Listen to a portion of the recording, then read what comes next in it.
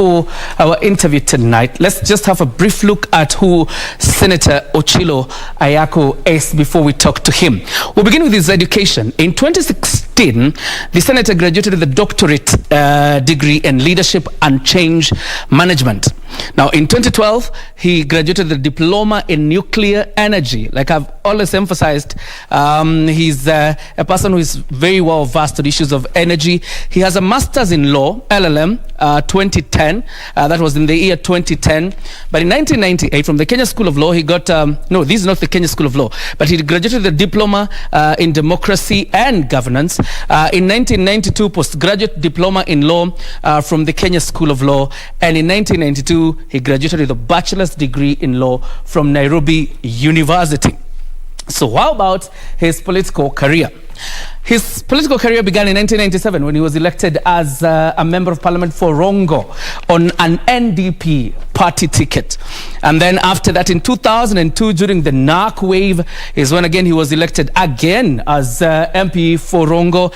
And this time, President Mwai Kibaki names him as Minister for Energy, a position he was in for a whole year, and then later Minister for Gender, Sports, Culture and Social Services, just in case you've forgotten.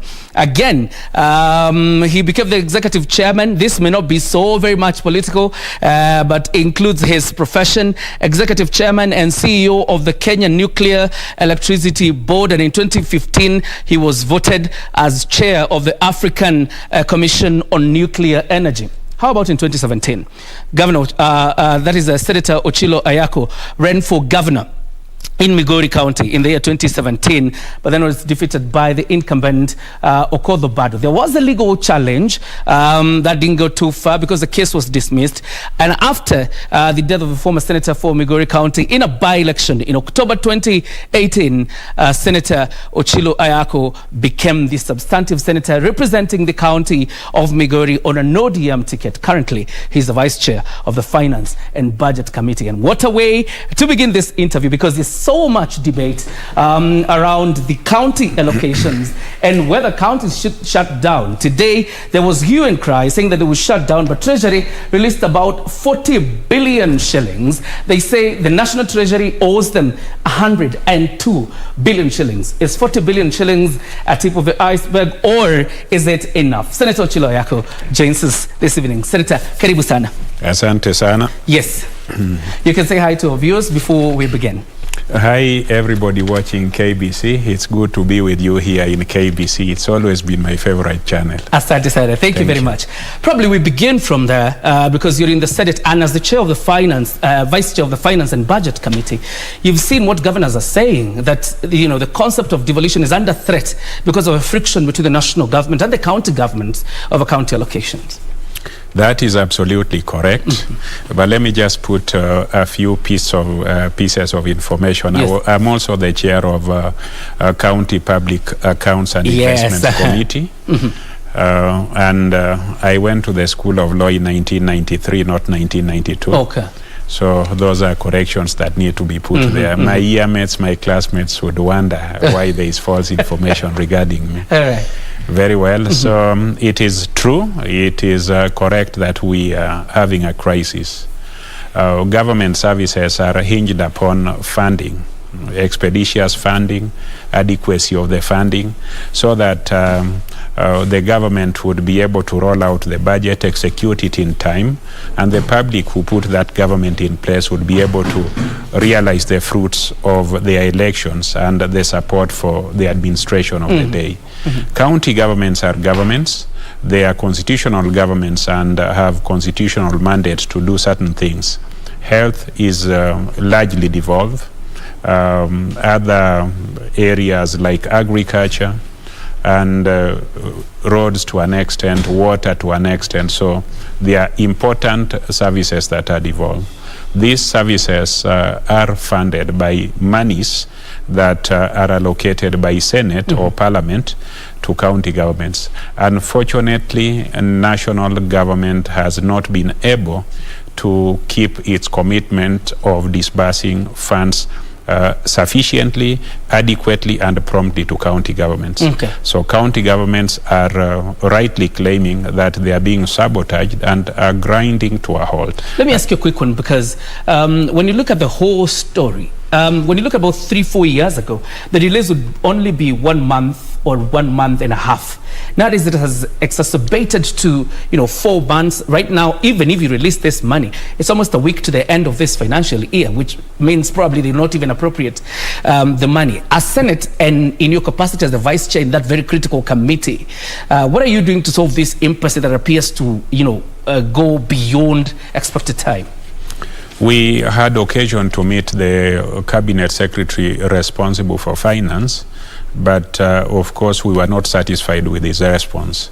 The National Treasury, using the position that it has found itself in, is an appendage of the national government, which is the problem. So when it comes to availing money for public use, it gives preference to national functions as opposed to county functions.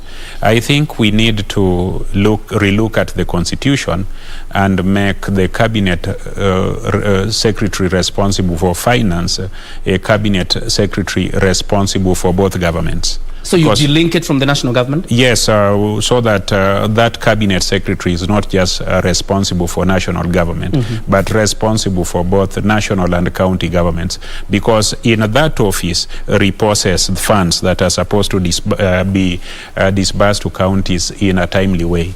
We have, there was an attempt to cure this by having the Office of the Controller of Budget, but that office has nothing to do with disbursements. That office looks at administrative matters instead of being responsible for the timely disbursement of funds as approved in the budget to both levels of government. So that is one problem. The second problem is at the advent of devolution, when we first rolled it out.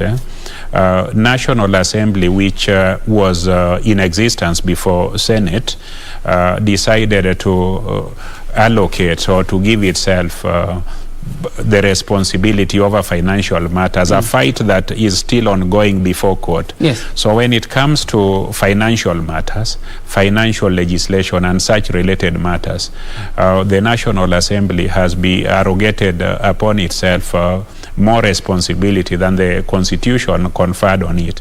And therefore, when pull and push arises between the Senate and the National Assembly, and because the presidency has been more inclined towards favoring the National Assembly, the Senate, which is the protector and representative of counties, if you look at Article 96 of the Constitution, has been disadvantaged.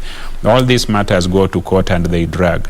So when it comes to dealing with finances, when you combine the inclination of the presidency, National Assembly, the counties are disadvantaged because the Senate, that is supposed to be the anchor, has not been re-engineered in the Constitution or sorted out by way of BBI, which is still under discussion elsewhere. All right. I'm sure in one way or another you tell me whether it's true that you were involved in the negotiations that were in State House between senators when you were discussing that basis formula, and there was a promise that 50 billion shillings would be added to counties in the next financial year, which begins in July.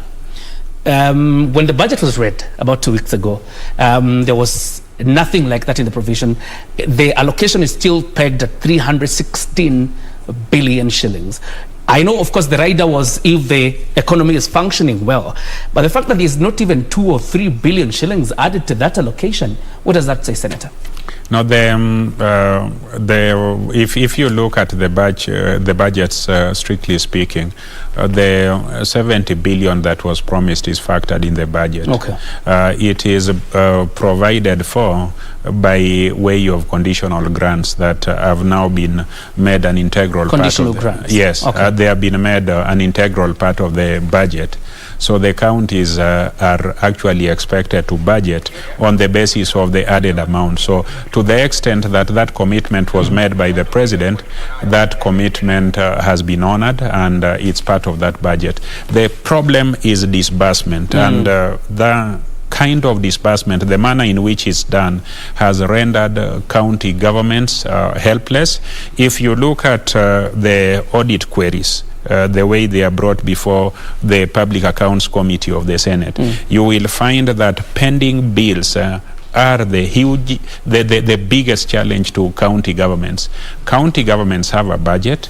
They give out tenders to people, humble people who go to banks to get money from banks.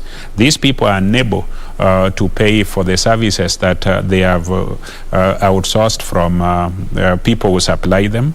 And at the end of every financial year, you will find that the counties are unable to pay them. The tragedy of this is that banks now do not accept to loan people who have papers of getting tenders awarded to them by county governments. So that's very unfortunate. How then do local people get money to be entrepreneurs? You can't be an entrepreneur if you cannot be funded by a bank, and the bank will not fund you if recoverability of the money they give you is in doubt because of these pending bills.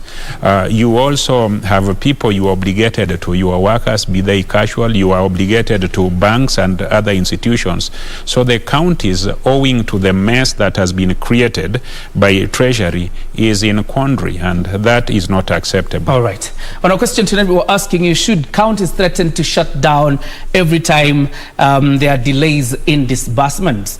Should counties threaten to shut down every time there are delays in county disbursements? You can talk to us on Twitter at Kioria, at KBC Channel 1, on Facebook at KBC Channel 1. When I listen to you, Senator, you appear to have a grasp of the problem that we have. And you've seen the kind of delays that we're having in terms of disbursements.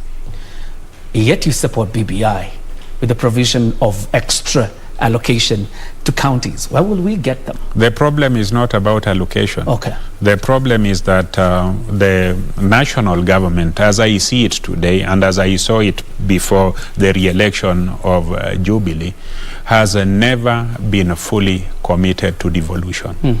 That is why you will see a ministry like agriculture. The national government has no farm, has no farmers, but most of the allocation is stashed here. The Ministry of Agriculture is procuring fertilizer to give to counties. Why can't they give money to those counties to do the same? So money is not the problem. It is the will to implement the constitution to the letter. And BBI intends to have it written in black and white that what the counties are entitled to is 35%, so that there is no gray area. There is no pull and push between National Assembly and the Senate about what is the entitlement of counties. This is what needs to be written. If, for instance, this nation is able, or assuming we are under distress like we are now, and we are able to collect only 1 billion, let 35% be guaranteed as monies devolved to counties. Right. Let it not be a dancing figure which is disbursed at the will and whim of somebody hiding behind a big desk in Treasury without knowing the suffering that we have in counties. Okay. So that is what BBI seeks to address, among other things. Right. If the cake is small, divide 35% of that small thing to counties. Give Migori part of their 35%, give Homa Bay, give Kisumu, give Nairobi, so that there is certainty. If you are a government running a program and you are not certain about the percentage you are entitled to, then you really cannot budget. And we know that if you push the counties to be firm on source revenue, that will be local taxation. Like here in Nairobi, there's the bills that, not the bills, what we pay for parking. You see, all of us are complaining it's too high.